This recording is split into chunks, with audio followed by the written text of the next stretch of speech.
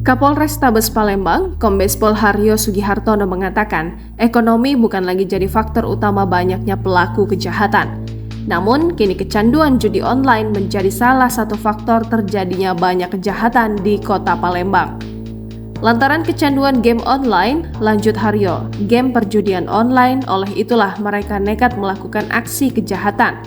Kecanduan inilah membuat mereka nekat melakukan kejahatan. Oleh itulah bahaya judi online.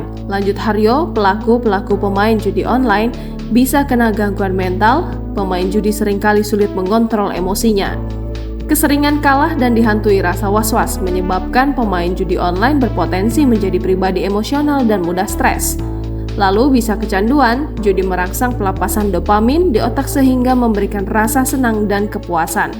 Kemudian kerugian uang yang besar dan hutang-hutang yang menumpuk adalah dampak umum dari kecanduan judi, sehingga banyak penjudi yang menjual aset dan meminjam uang.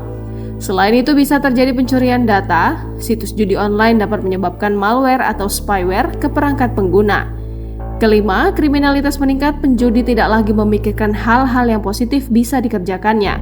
Penjudi hanya berpikir bagaimana caranya untuk mendapatkan uang dengan cepat.